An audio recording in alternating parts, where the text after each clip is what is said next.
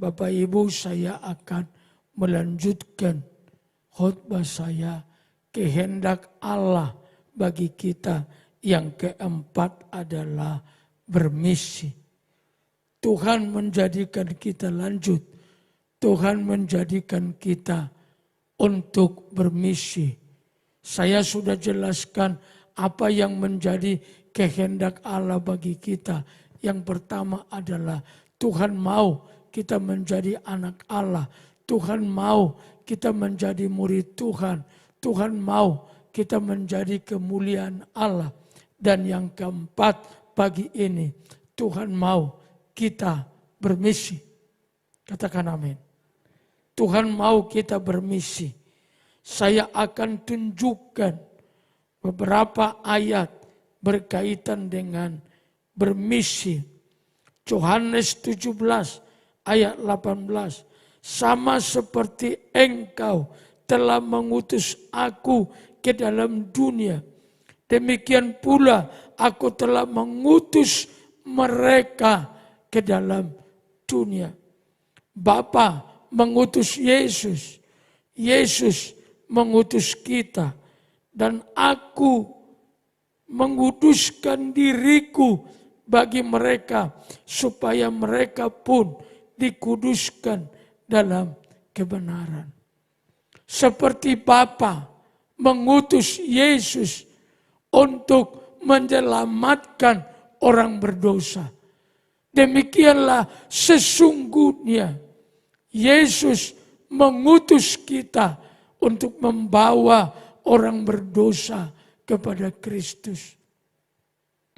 Inilah tugas utama orang percaya di dalam dunia. Inilah yang disebut dengan amanat agungnya Tuhan Yesus. Kita harus bermisi. Kita harus membawa orang berdosa kepada Tuhan. Inilah kehidupan Kristen yang memenuhi kehendak Tuhan. Yohanes 17 ayat 15. Aku tidak meminta supaya engkau mengambil mereka dari dunia. Yesus tidak mau kita beralih dari dunia sesungguhnya. Tuhan Yesus mau kita baik-baik saja.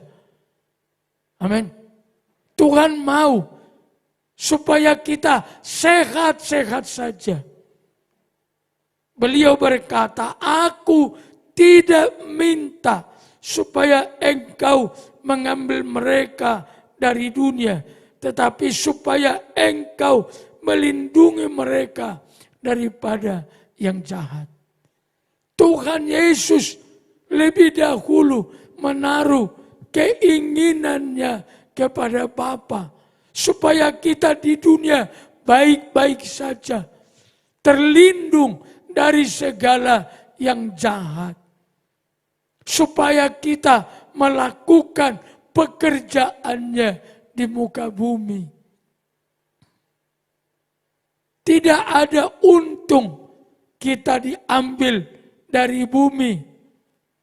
Yang terbaik adalah kita panjang umur, kita sehat-sehat, kita baik-baik untuk mengerjakan pekerjaan Kristus, yaitu membawa orang berdosa kepada Tuhan. Matius 28:19.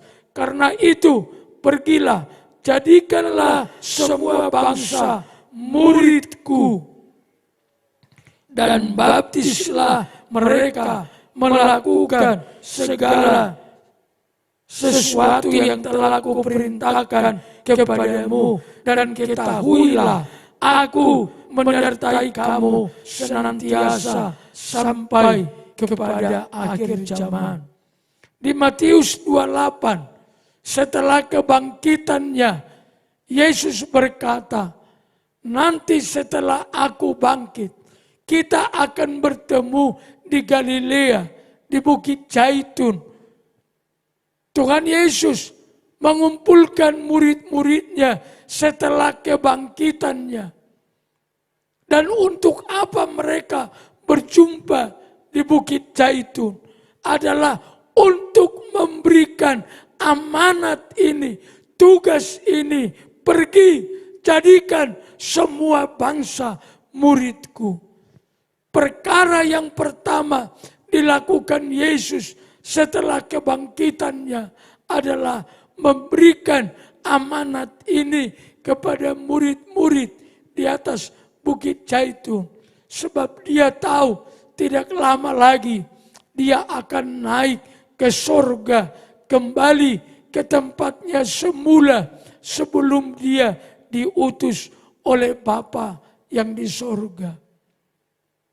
Inilah pekerjaan terpenting dari gereja.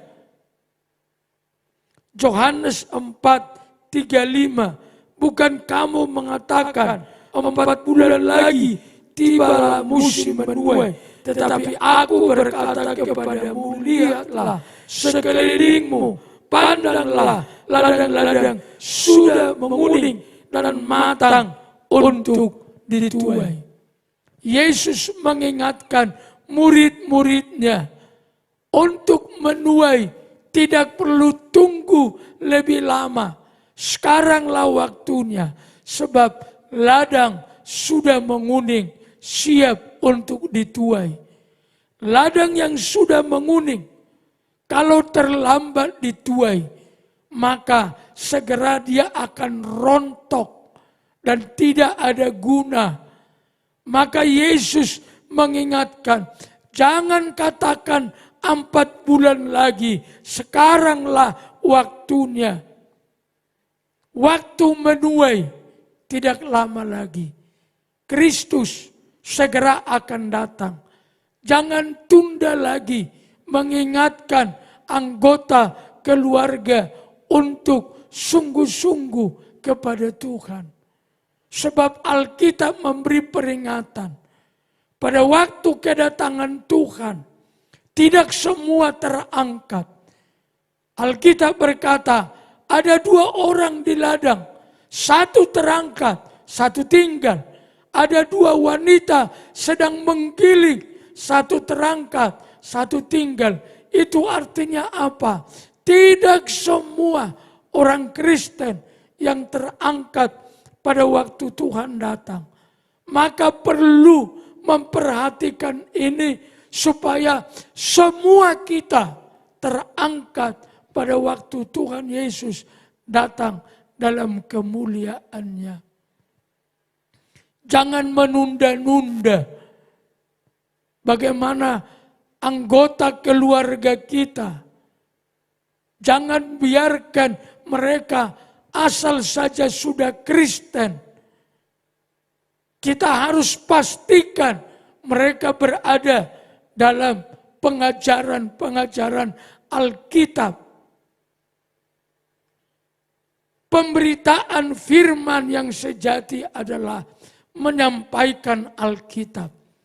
Sebab yang mengubah manusia bukan apa yang saya katakan, tapi yang mengubah kita semua apa yang dikatakan firman Allah. Maka jagai semua anggota keluarga untuk sungguh sudah benar berada dalam posisi yang dikehendaki oleh Tuhan. Bawa saudara-saudara kita, keluarga besar kita yang belum percaya kepada Tuhan. Sejak gereja mula-mula sudah ada. Ada satu pergumulan orang percaya di sepanjang sejarah gereja.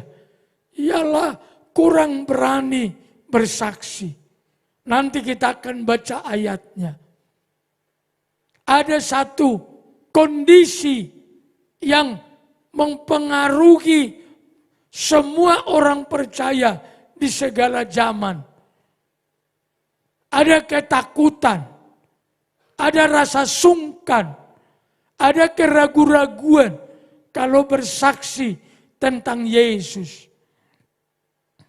Jemaat Bukit Sion yang saya cinta, Mari kita akan melakukan tugas ini dengan baik. Memenangkan jiwa adalah kehendak Allah. Sudah begitu lama, kalau saudara lihat tulisan di bawah tangga, misi adalah detak jantung Allah. Saya tidak menyingkirkannya, supaya kita bisa diingatkan setiap hari, setiap minggu minimal, bahwa bersaksi tidak boleh ditunda-tunda lagi. Kisah Rasul 1 ayat 8. Tetapi kamu akan menerima kuasa kalau Roh Kudus turun ke atas kamu, dan kamu akan menjadi saksiku di Yerusalem, di Judea, di Samaria, dan sampai ke ujung bumi. Kita tidak boleh membatasi tugas misi kita sampai ke ujung bumi. Inilah kehendak Tuhan. Pergi, bawa orang berdosa kepada Tuhan. Tidak ada jalan lain. Kamu akan menjadi saksiku, kata Yesus, di Yerusalem, di seluruh Judea, di Samaria, dan sampai ke ujung bumi. Awalilah dari Yerusalem.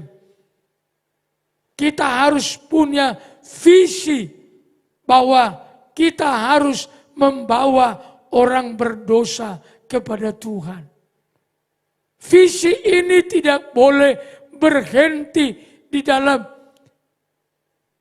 diri gembala, diri para diaken, tapi semua jemaat harus punya visi yang sama.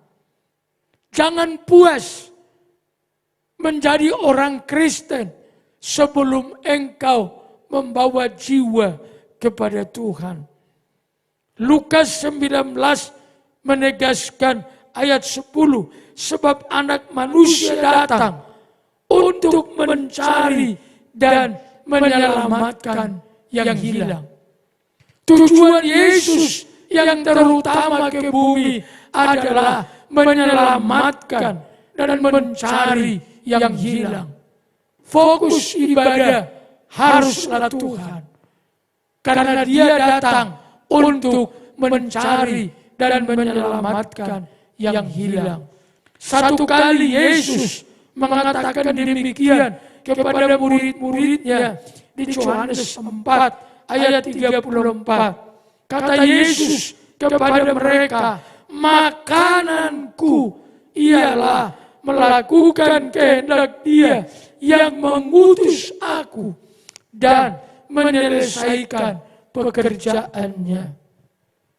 Lihat, makananku, kata Yesus, adalah melakukan kehendak Dia yang mengutus aku dan menyelesaikan pekerjaannya. Makanan itu bermakna sesuatu yang harus kita nikmati setiap hari, bisa 3 kali, bahkan lebih. Makanan adalah sesuatu yang menghidupkan kita, memberikan kita kekuatan. Dan Yesus memakai analogi ini untuk menjelaskan bagaimana beliau ada di dalam dunia. Makananku, kata Yesus, adalah memenangkan jiwa sampai semua selesai. Dan Yesus sudah membuktikan itu. Saya harap kesukaan kita adalah memenangkan jiwa seperti kita menyukai makanan. Kebutuhan kita adalah memenangkan jiwa seperti kita butuh makanan. Kegemaran kita, kekuatan kita ada di sana. Bawa jiwa kepada Tuhan. orang percaya mutlak, bermisi. Roma 10, sebab barang siapa yang berseru kepada nama Tuhan akan diselamatkan. Tetapi bagaimana mereka dapat berseru kepadanya jika mereka tidak percaya kepada Dia? Bagaimana mereka dapat percaya kepada Dia jika mereka tidak mendengar tentang Dia? Bagaimana mereka mendengar tentang Dia jika tidak ada yang memberitakannya? Jadi tidak akan ada orang percaya kalau tidak ada pemberita. Dan bagaimana mereka memberitakannya jika mereka tidak diutus? Kita sudah diutus. Pergilah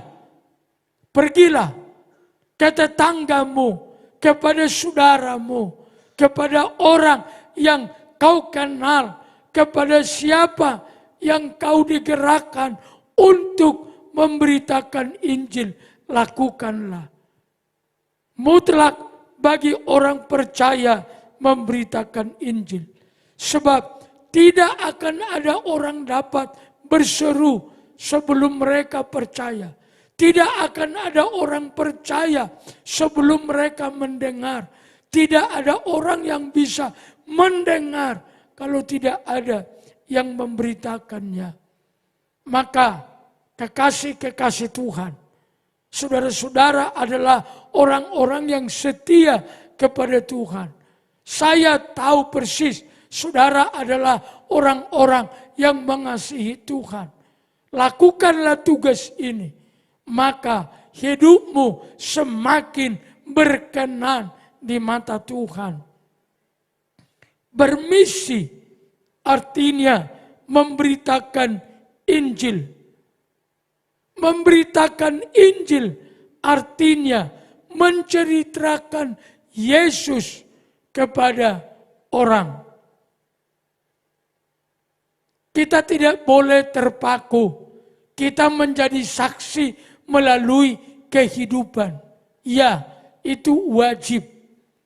Kamu adalah terang dunia. Kamu adalah garam dunia. Itu bicara soal hidup kita harus bisa menyaksikan kehidupan Kristus yang sudah ada di dalam kita. Tetapi yang kedua, Alkitab berkata begini, 1 Petrus 2 ayat 9. Tetapi kamulah bangsa yang terpilih, imamat yang rajani, bangsa yang kudus, umat kepunyaan Allah sendiri, supaya kamu memberitakan perbuatan-perbuatan besar dari Dia. Kita disuruh memberitakan. Memberitakan itu mengatakan. Apa yang mesti kita katakan? Yesus juru selamat.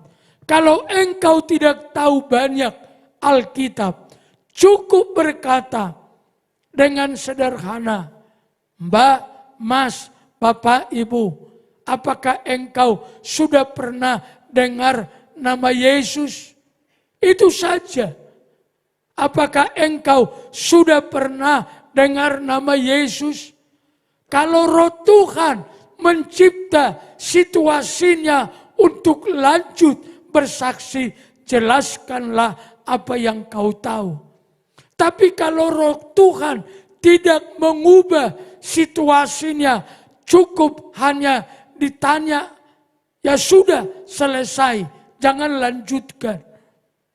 Jadi sesungguhnya tidaklah sulit. Tanya saja, apakah engkau sudah pernah dengar nama Yesus? Kalau situasinya, saya ulangi, bisa berlanjut untuk menjelaskannya. Entah dia bertanya lagi atau dia berharap lagi, maka jelaskan. Tapi kalau situasinya tidak lagi baik untuk dilanjutkan, berhenti saja. Itu tidak lagi dalam urusan kita. Itu urusan roh yang dari atas.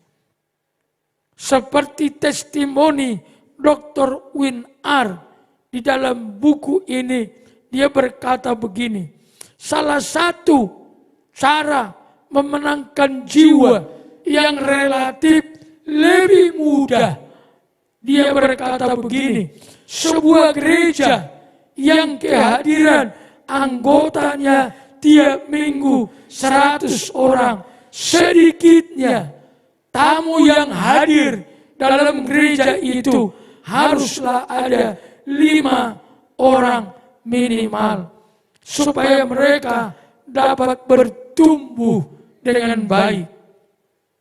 Sebuah gereja yang kehadiran anggota jemaatnya tiap minggu 100 orang, sedikitnya 5 orang tamu harus hadir dalam ibadah minggu mereka, sehingga mereka dapat bertumbuh dengan sehat.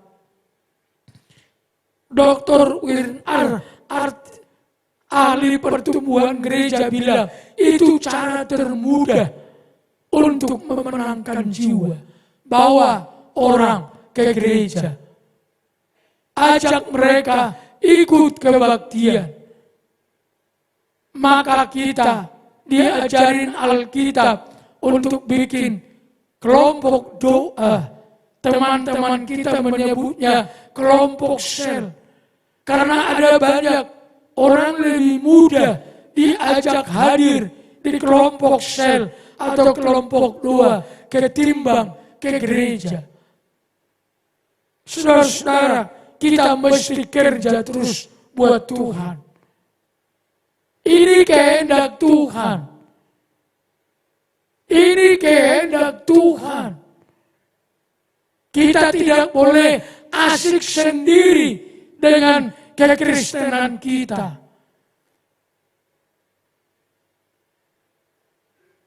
Banyak orang memberikan pengertian domba melahirkan domba, kata mereka. Artinya jemaat melahirkan jemaat yang baru. Ada 3 kekuatan misi yang selalu diingatkan oleh pakar misi. Yang pertama daya orangnya. Secara pribadi kita harus melibatkan diri untuk misi. Kekuatan yang kedua, doa harus dinaikkan untuk jiwa-jiwa. Doa itu selalu diperhitungkan seperti pasukan udara yang membombardir musuh supaya jiwa-jiwa itu terlepas dari genggaman iblis. Maka perlu didoakan, perlu dilepaskan. Itu kekuatan doa. Membombardir dari udara supaya jiwa-jiwa terlepas dari ikatan kuasa kegelapan. Daya adalah pasukan darat. Daya adalah pasukan darat. Orang-orang harus memenangkan yang didoakan. Sebab kalau mereka tidak dimenangkan, sekalipun sudah didoakan, mereka akan mati pada akhirnya. Jemaat Tuhan, inilah yang diajarkan Alkitab kepada kita. Kekuatan yang ketiga adalah dana. Kita perlu uang untuk memenangkan orang kepada Tuhan. Silakan rencanakan gerakan misi di komisi kita. Dan saya dorong seperti testimoni Dr. Win R ini, tolong bawa jiwa setiap minggu ke ibadah kita. Nah, yang terakhir, inilah doa kita kepada Tuhan. Inilah doa kita kepada Tuhan. Dan sekarang ya Tuhan, lihatlah bagaimana mereka mengancam kami. Dan berikanlah, ini dia, berikanlah kepada hamba-hambamu keberanian untuk memberitakan firman. Perlu kita keberanian. Itulah kemauannya Tuhan. Doa kita selanjutnya, ulurkanlah tanganmu untuk menyembuhkan orang dan adakanlah tanda-tanda dan mujizat oleh nama Yesus, hamba-Mu yang kudus itu. Nama Yesus nama heran. Percaya? Nama Yesus nama yang ajaib. Jemaat Tuhan, inilah kehendak Tuhan yang keempat bagi kita. Setelah kita dijadikannya anaknya, Dia mau kita menjadi muridnya. Setelah itu, Dia mau kita menyenangkan hatinya dan kita bermisi.